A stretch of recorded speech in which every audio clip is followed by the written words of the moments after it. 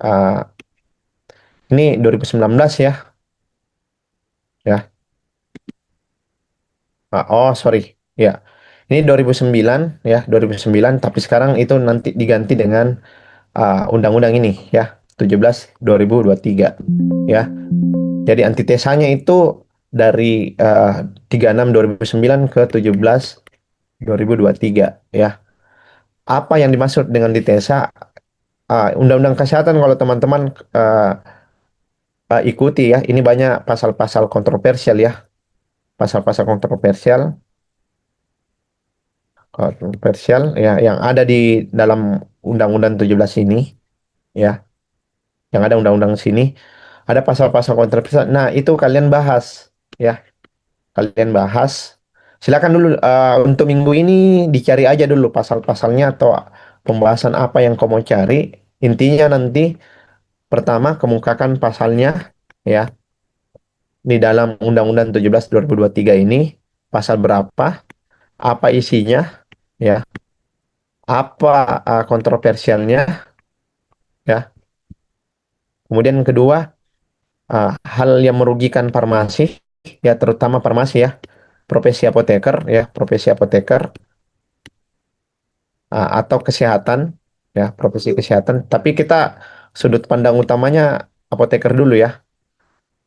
Apoteker sudut pandang utamanya apa yang merugikan. Kemudian terakhir poin pertama isinya pasal kontroversialnya, kemudian apa yang merugikan. Kemudian keempat itu apa solusinya. Nah, di tugasnya nanti teman-teman saya minta ada 4 poin ini ya, terserah formatnya bagaimana bebas. Yang penting ada pasalnya apa isinya, apa kontroversialnya, kemudian apa yang merugikan apoteker, kemudian apa solusinya ya di Undang-Undang 17 2023. Ah, terserah pas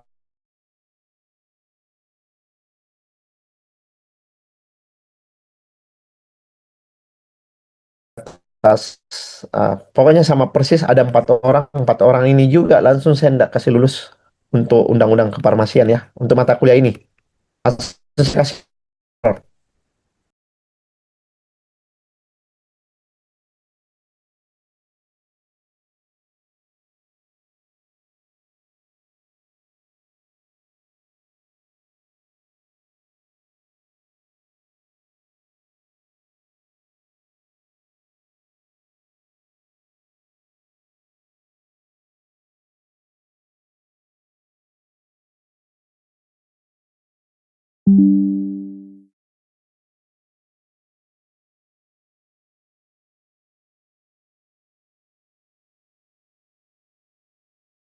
Nah, sebenarnya kalau kita bicara tentang undang-undang teman-teman ya, farmasi ini atau apoteker ya, kita sebutnya farmasis ya, farmasis ya, itu sebenarnya secara undang-undang itu masih kurang menguntungkan ya dibandingkan profesi yang lain ya.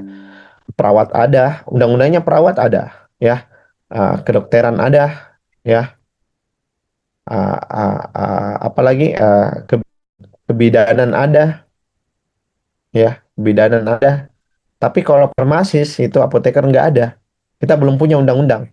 Nah, undang kita sendiri itu baru PP ya, baru PP 51 2009 ya, baru PP. Sedangkan itu di bawahnya undang-undang secara hierarki ya. Ya, jadi ini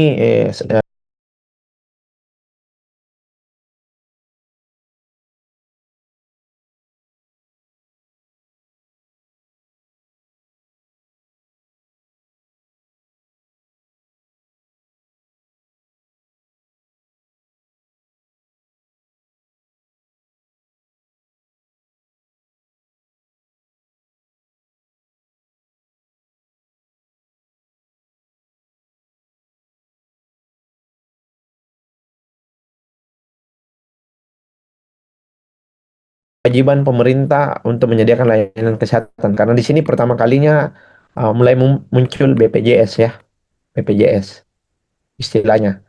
Ini salah satunya karena Entah untuk mempersiapkan BPJS ya, profesi itu dibuatkan undang-undang ya, bisa jadi seperti itu juga. Kemudian dari undang-undang ini direvisi menjadi ini yang terbaru ya, yang banyak kontroversialnya. Nanti teman-teman silakan cari. Ini banyak kontroversial ya. Sampai sekarang pun ya, semua OP ya, OP itu organisasi profesi seperti IDI ya, IDI ya, Ikatan Dokter Indonesia, kemudian IAI ya, kemudian IBI ya, bidan ya, ada uh, perawat dan seterusnya itu masih masih ingin uh, meminta ada revisi atau penjelasan dari undang-undang ini, karena ya itu tadi terlalu banyak kontroversial menurut dari OP-OP ya, OP untuk dijalankan. Sedangkan dari pemerintah sendiri dalam hal ini Kemenkes menganggap ini sudah final ya. Undang-Undang 17 2003 ini sudah final. Jadi tidak perlu lagi ada revisi, tinggal penjelasan saja, penjelasan. Makanya sekarang itu masih banyak bergulir ya untuk uh, uh, apa namanya, untuk di MK ya, bagaimana caranya untuk bisa mengubah dari undang-undang ini. Ya. Ini berapa OP masih melakukan seperti itu ya. Ah, tetapi terlepas dari itu kita di kampus ya akan mempelajari ya, cuma mempelajari karena konten ini teman-teman juga ya, terkait dengan profesi kita kan, mungkin kalau bisa dengar ini sambil absen silakan ya, atau mungkin bagian terakhir setelah ini absen bisa juga ya. Oke, saya lanjut ya. Undang-undang ini adalah mempelajari tentang penyelenggaraan kesehatan ya. Ini paling pokoknya ya. Kemudian ditetapkan itu secara umum, itu ada mende- menetapkan definisi sama istilah. Maksudnya ini adalah bagaimana penjelasan teknis ya untuk terkait dengan pemberdayaan kesehatan masyarakat ya Indonesia. Jadi bagaimana kesehatan masyarakat ini dibangun oleh semua profesi-profesi kesehatan itu semua diatur di undang-undang ini, ya, termasuk termasuk apa namanya, kalau kita di mana di apoteker ya, ini mengatur semua mulai dari pengurusan SIA ya, SIPA ya, kemudian bagaimana ada dalam keadaan darurat ya. Kalau dalam keadaan darurat itu apoteker itu seperti apa? Ya, ini pemantik aja. Nanti teman cari apa maksudnya saya. Silakan baca nanti undang-undang ini.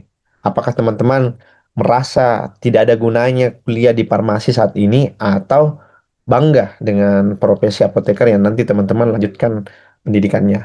Ya. Kemudian bagaimana caranya mendapatkan obat ya, obat, pengaturan obat, alkes ya, ya, termasuk juga mungkin di sini hak dan kewajiban ya, kewajiban. Ini yang paling utama yang nanti teman-teman bisa baca sendiri di dalam Undang-Undang 17 ini. Ya, ini sudah. Ya, ini semuanya ya, yang paling mungkin agak menyakitkan ya. Sebenarnya sih dari dulu ya, bahwa apoteker itu dianggap tidak berperan ya, dianggap dianggap tidak berperan dalam penyembuhan pasien. Katanya begitu. Tidak berperan dalam tidak berperan dalam penyembuhan pasien. Ada yang bisa menanggapi? Apakah benar bahwa apoteker itu tidak berperan dalam penyembuhan pasien? Ada yang pro, ada yang kontra, silakan. Ada yang mau berkomentar? Izin masuk, Pak. Ya, silakan Adam. Iya, Pak. Nanti Adam habis ini kau tulis namamu di chat ya. Baik, Pak. Nama, kelas dan NIM ya. Baik, Pak. Oke, silakan Adam. Nah, sebenarnya saya izin Pak menyampaikan opini Ya, saya terkait dengan ya. apakah saya pro atau kontra terkait dengan apakah apoteker berperan terhadap kesembuhan pasien. Tentu saya pro Pak, karena sebagaimana konsepnya apoteker itu kan bagaimana caranya memaksimalkan potensi pemilihan obat yang tepat. Karena yang setahu saya juga di luar negeri itu Pak, eh, obat untuk flu mungkin untuk pasien satu pasien dua sama-sama flu, bahkan obatnya berbeda Pak, karena melihat dari segi potensial fisik orangnya atau potensial segi tubuh kebiasaan orangnya, itu bahkan obatnya berbeda. Itu peran apotekernya sangat-sangat maksimal gitu kalau di luar negeri. Sedangkan di Indonesia sendiri, bahkan tadi juga habis kuliah dengan Pak Jun, Ya. banyak uh, stigma bahwa apoteker ini tidak punya kebijakan mandiri atas keputusan yang sudah dipilih oleh dokter. Jadi terkadang apoteker ini bingung Pak, bagaimana memaksimalkan potensi mereka, sedangkan di luar negeri apoteker ini sudah dipandang setara dengan uh, petugas kesehatan lainnya seperti dokter. Jadi menurut saya seharusnya bahkan lebih punya potensi untuk memaksimalkan kesehatan pasien lagi Pak dibandingkan yang sekarang masih terjadi di Indonesia. Oke, ya, makasih Adam ya. Tapi tahu tidak kenapa bisa ada statement ini keluar? Ya, karena kita ya apoteker itu ya tidak berhadapan atau tidak muncul, bahasanya tidak muncul ya, tidak muncul di hadapannya pasien, tidak muncul di hadapannya pasien. Jadi dianggap apoteker ini tidak masuk di ranah penyembuhan. Makanya muncul statement ini dari sini. Karena kita selama ini ada di belakang layar saja. Ya, termasuk tadi yang disampaikan Adam ya, bahwa pemilihan obat benar, pemilihan obat ini ranahnya kita. Tapi lagi-lagi ini apa namanya, peran ini itu tidak tidak ada di depan pasien, tidak ada di depan di di depan pasien ya, tidak di depan pasien dilakukan. Nah, sehingga itu tadi sehingga dianggap bahwa tidak berperan dalam penyembuhan pasien. Ada lagi yang mau berkomentar?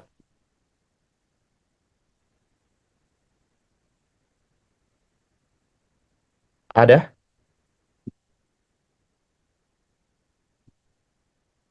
Ada yang mau berkomentar?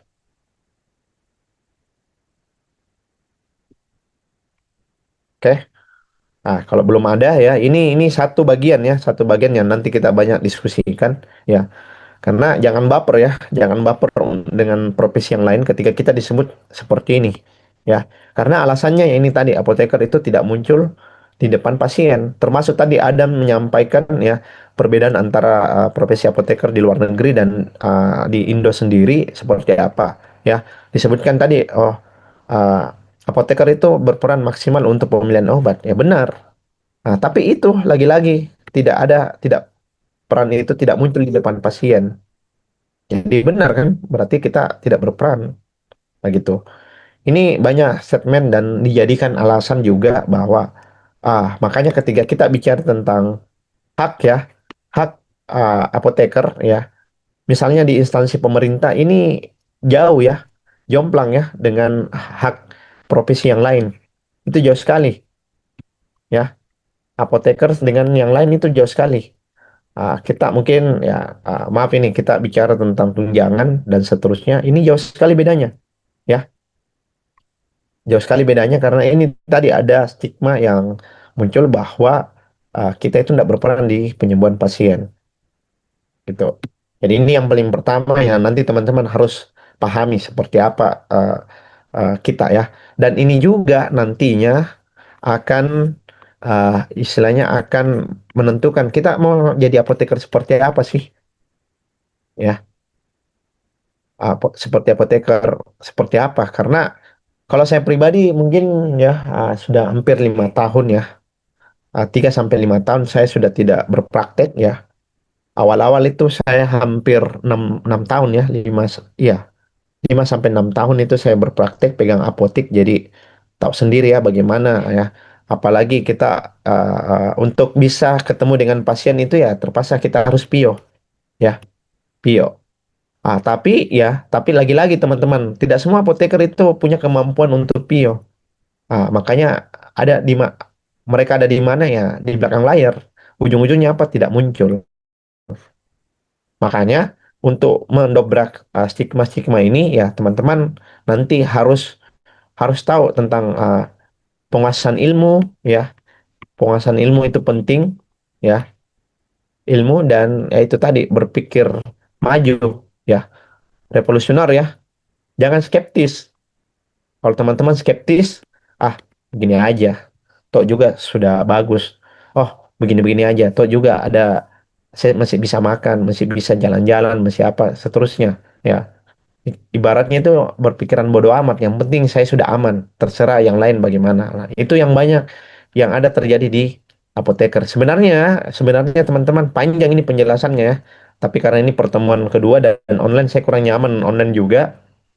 Yang penting teman-teman paham dulu yang saya jelaskan ada pemantiknya. Jadi ada seperti ini. Oke.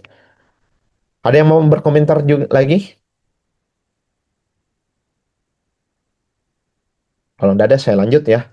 Jadi nanti kita fokus dulu pertama itu di Undang-Undang 17 ya tahun 2023 untuk Undang-Undang Kesehatan ya. Itu tadi saya sudah jelaskan ada tugas ya dari teman-teman per individu ya. Nah, ini ada lagi dijelaskan juga di dalamnya itu ada tanggung jawab pemerintah, kemudian penyelenggaraan kesehatan ya. Ah, dan yang paling utama nanti di sini yang kita akan cermati ya, ya kita cermati di sini bagaimana kedudukan kampus ya, ya kedudukan kampus ya, kemudian kedudukan organisasi profesi ya, terus kedudukan pemerintah ya dalam menjalankan pelayanan kesehatan itu seperti apa. Sebenarnya di sini yang paling banyak benturannya ya, benturannya. Ah, Terutama ya termasuk di sini sebenarnya masyarakat ya, tapi karena itu elemen objek ya, kita fokus saja di subjeknya ya. Ya, kampus ini tidak terlalu utama ya, tapi bisalah termuat di Undang-Undang 17 2023 juga. Nah, termasuk di sini pemerintah di sini banyak ya, bisa Kemenkes, bisa BPOM ya, bisa Dinkes juga ya. Nanti teman-teman baca dulu biar nanti kalau kita diskusi lebih bisa paham ya dibandingkan kalau saya jelaskan semuanya. Betul. Kemudian yang perubahannya tadi ya dari Undang-Undang 36 2009 ke 17 2023 ya. Ini ada banyak ya. Ini sebenarnya dihilhami juga ya gara-gara kemarin COVID ya, COVID-19 ya. Dari sini banyak muncul apa ya? Model kebijakan baru ya, model kebijakan baru yang kalau kita turunkan itu adalah pelayanan pelayanan kesehatan yang muncul gara-gara pandemik dari COVID-19. Salah satunya pertama itu telemedicine ya, telekesehatan. Ya. Kalau kita larikan ke farmasi, itu larinya ke resep, teman-teman. Ya. Jadi teman-teman harus familiar namanya resep online. Resep online. Sedangkan online ini butuh butuh apa ya, sumber daya ya. Sumber daya yang mumpuni untuk bisa online. Jadi kalau apotek-apotek yang modalnya kecil, ya otomatis kan ada ada kekurangannya untuk bisa masuk ke sini, ya, masuk ke sini. Apalagi kalau misalnya kalau sekarang sih aman aja, ya, aman aja karena bisa terima resep manual ya, resep online. Tapi kalau misalnya itu adalah kasusnya seperti pandemi kemarin, bisa jadi apotek kecil ini mati, ya, mati, ya, mati karena apa? Karena ya omsetnya menurun. Kalau kita larikan ke situ, ya. Tapi kita bilang uh, kita bukan menganggap bahwa telemedicine tidak bagus, justru bagus ya, karena hanya ini pelayanan yang bisa kita andalkan pada saat pandemik kemarin, gitu. Kemudian ada dalam darurat ya, ketika pandemik, kemudian muncullah istilah darurat. Darurat ini bisa karena waktu, kayak kemarin pandemik, ya, ah, ah, ah, bisa juga karena tempat ya, karena tempat itu 3T. Kebetulan di Kalimantan Timur itu maaf ini seperti Berau ya. Berau itu ada bagian tertentu itu dianggap bagian dari 3T ya, 3T. Jadi ada berapa bagian wilayah di Kalimantan Timur itu dianggap 3T. Jadi untuk Undang-Undang 17 tiga ini teman-teman harus baca habis di sini. Apalagi yang kembali ke Berau nanti ya, terutama ke Berau itu harus tahu makna dari keadaan darurat ya. Ah, ini contohnya ya, dalam kondisi gawat darurat fasilitas kesehatan dilarang menolak pasien dan meminta uang muka dan menolak urusan administrasi sehingga menyebabkan tertunda. Jadi ini hal-hal yang tidak boleh. Makanya teman-teman harus paham itu namanya darurat. Darurat karena waktu atau karena tempat. Jadi ada pengecualian ya. Di sini kita sebutnya ada pengecualian. Oke. Kemudian ya, ada sistem informasi kesehatan nasional ya, rumah sakit wajib untuk membuat SIKN ya. Ini kenapa? Ini banyak ya, termasuk pengadaan obat ya teman-teman, pengadaan obat. Kemudian untuk pasien juga ini akan dimaksimalkan dengan adanya sistem informasi kesehatan nasional. Nah, kemudian lagi berikutnya pendidikan profesi tenaga kesehatan. Ini yang tadi yang kita bahas ya. Di sini ada peran dari kampus ya, walaupun tidak banyak, tapi karena itu perubahannya signifikan. Nah, itu menjadi bahan perdebatan juga ya, bahan perdebatan ya. Apalagi sekarang ini teman-teman akan OSCE, akan UKAI, ya. Itu nanti kita bisa jelaskan lebih lanjut nanti di ruang kuliah pada saat offline ya. Ya. Jadi pengurusan SIPA, ya, surat izin praktek apoteker atau kalau kalau di mana?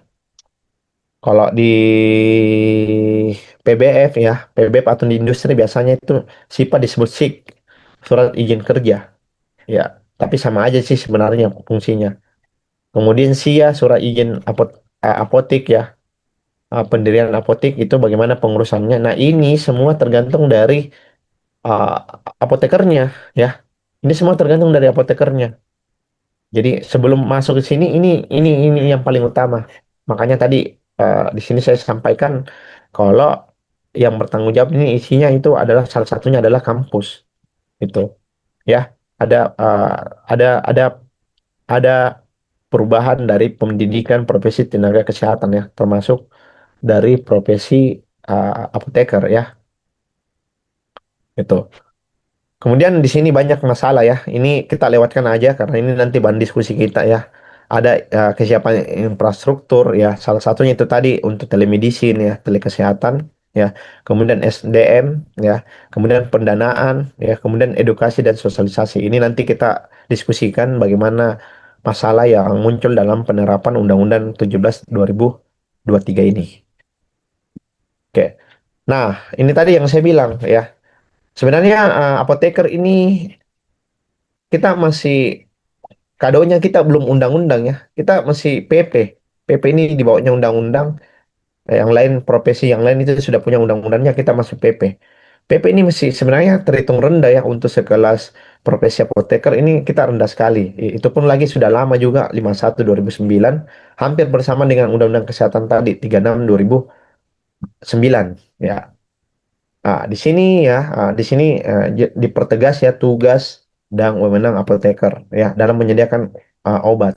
Ya, di sini betul-betul apoteker dikunci, dikunci dalam artian apoteker itu harus hadir, ya, harus hadir. Jangan tunggu dulu, kalian sudah lahir kan 2009? Sudah, Pak. Sudah ya. Sudah, Pak. Rata-rata kelahiran tahun berapa di sini? 2004, Pak. Oh 2004. Oh ya, oke oke. Ya 2004 ya. 2019 berarti ya masih SMA ya. Oke oke. Ah, saya lanjut lagi. Jadi di PP satu ini apoteker ini dikunci ya, dikunci dalam artian hadir, harus hadir. Karena masih saya ingat ya, waktu 2009 itu saya masih kuliah ya. Ada apoteker itu yang gajinya 250 rupiah, 250 ribu, 500 ribu, bahkan ada 100 ribu. Ada dulu, masih saya ingat waktu zaman-zaman kuliah di sini, ada yang digaji begitu. Walaupun inflasi ya, tapi 100 ribu itu masih kecil sekali. Ya, kenapa? Karena banyak apoteker yang tidak pernah hadir. Dia cuma datang, datang pada saat terima gaji, pada saat mau tanda tangan SP, ya, surat pemesanan. Dia datang cuman ini. Itu pun lagi kalau sudah terima gajinya, sudah ambil gajinya, sudah uh, tanda tangan SP, ya pulang. Nah, kalau gajinya ditransfer, Pak, bagaimana? Atau tanda tangan SP-nya, SP-nya dibawakan ke kantornya atau ke rumahnya, ya tidak hadir dong, apotekernya. Iya, enggak hadir. Jadi kalau gajinya ditransfer atau SP-nya dibawakan ke rumah, ya apotekernya tidak hadir. Jadi ada apoteker yang mungkin 5 tahun berpraktek, ya tidak pernah injak apotek karena ya itu tadi betapa betapa mirisnya apoteker di Indonesia modelnya seperti ini. Nah, ini ada hubungannya dengan pada saat kita pendidikan sebenarnya. Pada saat kita pendidikan ini ada hubungannya dan lebih parahnya lagi ada hubungannya dengan sejarah ya. Sejarah. Ini panjang penjelasannya. Nanti lah pada saat online, offline saya jelaskan. Bahkan ada hubungannya dengan sejarah. Kenapa bisa apoteker seperti ini? Ya, ah, carut marut ya dan tidak jelas gitu.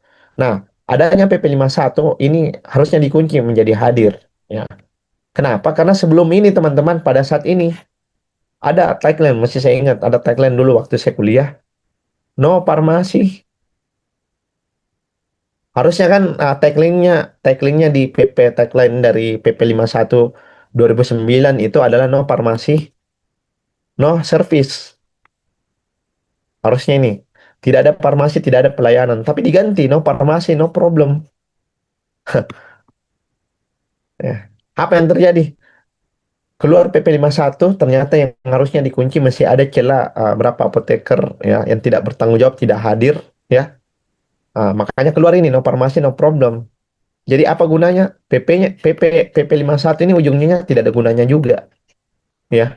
Sebenarnya secara peraturan sudah bisa mengikat ya untuk hadir, tapi karena masih ada celah ya tidak hadir lagi.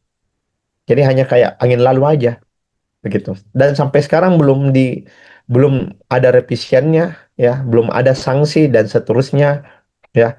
Kita juga belum naik kelas dari PP menjadi undang-undang ya, belum belum ada undang-undang kefarmasian ya. Walaupun ini sering digodok ya. Bahkan ada apoteker yang jadi anggota dewan ya tidak pernah ada di Komisi Kesehatan ya. Yang ada itu di mana? Di tenaga kerja, di perumahan ya. Ya, ada berapa apoteker ya yang pernah jadi anggota dewan itu tidak pernah ada di Komisi 2. Komisi berapa ya? Kesehatan itu saya lupa komisi berapa. Itu tidak pernah hadir, tidak pernah ada di situ. Jadi ujung-ujungnya apa? Tidak ada yang memperjuangkan uh, apoteker itu punya undang-undang. Itu. Pertemuan ini pemantik saja ya supaya teman-teman paham bahwa oh seperti ini sebenarnya di luar sana seperti apa kita apoteker ya. Terus pembandingnya dengan profesi yang lain seperti apa juga. Nah, kemudian teman-temannya turunan dari Undang-Undang ini 17 2023 banyak perubahan yang salah satunya menghadirkan ini ya pelayanan perizinan berusaha terintegrasi secara secara elektronik ya secara elektronik ya sektor kesehatan ya jadi turunnya dari Undang-Undang Kesehatan tadi yang 2023 ya muncullah ini yang mana peraturan ini belum pernah ada sebelumnya. Ya, ini uh, muncul pada saat uh, kepemimpinan Presiden Jokowi ya, ini muncul. Ini juga menghadirkan kontroversial ya, nanti kan kontroversial. Nanti teman-teman cek lagi bagaimana pembahasannya. Kontroversial itu maksudnya ada yang pro, ada yang kontra ya terhadap isi atau pasal ya dari peraturannya itu menghadirkan ini. Artinya apa yang kontra itu ya, yang kontra itu menganggap ada celah untuk orang uh, istilahnya ada merugikan ya, ada yang merugikan atau ada yang kemungkinan besar kita bisa melanggar ya, melanggar sehingga ini muncul ada pandangan kontra ya. Sedangkan ada yang juga yang pro karena menganggap ini efisien, ini lebih mudah dan seterusnya. Nanti kita diskusikan teman-teman ini. Kemudian di bawah itu ya ini masih Permenkes 6 2018 Nah, yang paling utama ini ya kelihatan ya, teman-teman ada OSS ya, ada sistem OSS, ada jenis perizinan ini berubah total ya, ada kewenangan, kemudian ada integrasi sistem. Ini berubah total. Dan dampaknya itu kelihatan sekali di sektor apotik ya, apotik, klinik, rumah sakit ya, PBF ya. Ini kelihatan sekali. Kalau industri tidak terlalu nampak ya, bahkan tidak berhubungan. Nah, ini yang paling utama, yang paling utama. Kelihatan. Karena ini tadi yang perizinan, kemudian kewenangan, kemudian sistem integrasi. Ini kelihatan sekali perbedaannya. Ini saja, yang penting teman-teman paham dulu apa yang harus kita teman-teman pelajari pada saat kita belajar di undang-undang ini. Ya. Kemudian dari itu nanti kita turun di undang-undang. Kita masuk dulu di 72 2016 ya, rumah sakit ya. Ini berturut-turut ya. Ada rumah sakit. Nanti teman-teman ini saya bilang cari ya rumah sakit, kemudian cari apotik ya. 73 2016 ini berturut-turut ya. Apa bedanya semua, latar belakang sama isinya. Kemudian teman-teman cari ya. Kemudian 74 ya puskesmas. Sebelumnya itu sudah ada 26 sorry 74 2016 kemudian diganti direvisi menjadi 26 tahun 2020. Jadi yang ada revisiannya itu yang puskesmas ya, yang ada puskesmas. Nah, ini tadi yang saya sampaikan, uh, kemungkinan besar ini memang undang-undang kesehatan Permenkes untuk puskesmas ya. Itu ada berhubungannya dengan undang-undang kesehatan yang 2023 tadi ya, 2023 tadi yang mana ada terjadi perubahan ya, ada yang terjadi perubahan ya terkait dengan ini tadi telekesehatan, telemedicine, pelayanan darurat. Yang ini yang paling utama ya, berubah, bertambah ya yang ada di puskesmas gitu. Kemudian teman-teman ya 72 72 73 kemudian 74 kemudian direvisi 26 2020 puskesmas terakhir ini ya. Terakhir ini ada di klinik ya, ada di klinik 2021 34 karena mulai keluarnya Permenkes nomor 23 nomor 34 2021 ini sudah berbeda antara apotik ya, klinik ya dan rumah sakit. Ini sangat signifikan perbedaannya untuk operasionalnya berbeda. Kalau dulu ya, dulu ini masih bisa satu ya antara apotik sama klinik. Sekarang harus sendiri-sendiri teman-teman. Ya, kalau dulu salah satu contohnya dulu kalau kita pengurusan klinik, kalau kita urus klinik itu sudah include dengan apotik dengan sendirinya. Tapi sekarang karena ini sudah berbeda, ini terbagi. Jadi apoteknya kita urus sendiri, kliniknya kita urus sendiri. Dalam artian kalau misalnya teman-teman mau buka klinik, yang mana di dalam klinik itu ada apoteknya, ada apoteknya. Bahkan terakhir ya dianggap bahwa klinik itu harus ada apoteknya, gitu. Apapun harus ada klinik, ada apoteknya. Kalau dulu boleh tidak ada, ya. Karena kalau sekarang harus sendiri-sendiri. Kalau sendiri-sendiri dalam artian tanggung jawabnya berbeda, ya. Kalau dulu karena ini dianggap dianggap apotek tidak antara ada atau tidak ada terserah karena dia include di pengurusan klinik seperti itu, ya. Ini sudah terjadi perbedaan-perbedaan ya mengenai peraturan yang sebelumnya tidak ada 34 2021 tentang kefarmasian di klinik menjadi ada pada saat 2021 ini. Sampai di sini ada yang mau ditanyakan sebelum kita masuk ke pembahasan berikutnya peraturan? Tidak ada? Oke. Oke, kalau tidak ada saya lanjut lagi ya. Jadi uh, kemudian teman-teman ya wajib teman-teman tahu jadi kita sudah masuk. Jadi secara umum pertama teman-teman di Undang-Undang 17 2023 ya.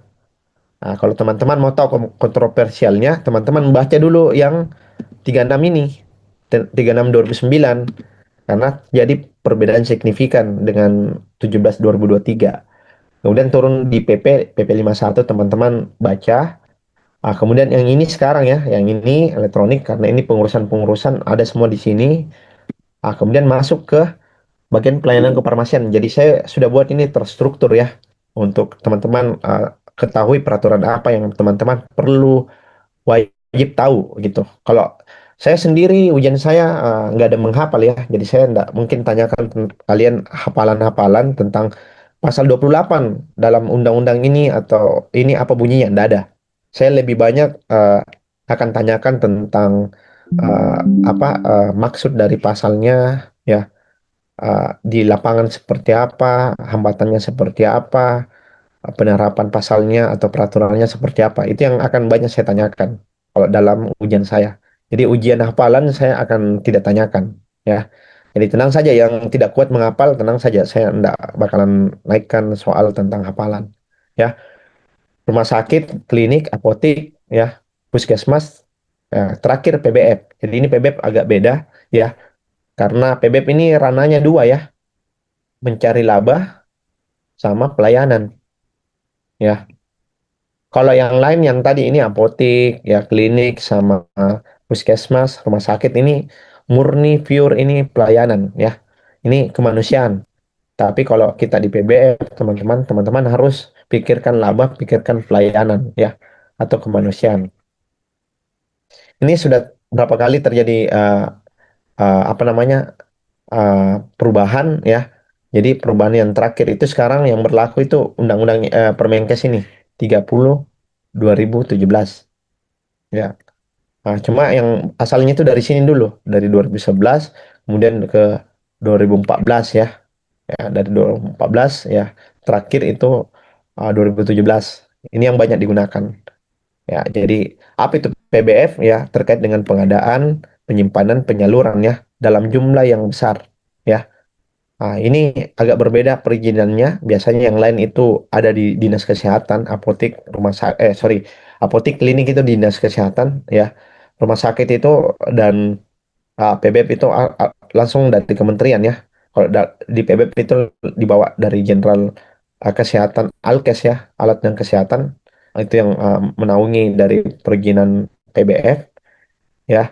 Kemudian berikutnya ya kita masuk di sini. Ini juga saya munculkan ya tentang perlindungan konsumen ya. Sebenarnya ini agak jarang kita uh, apa sebut-sebut dalam peraturan kefarmasian, tetapi di sini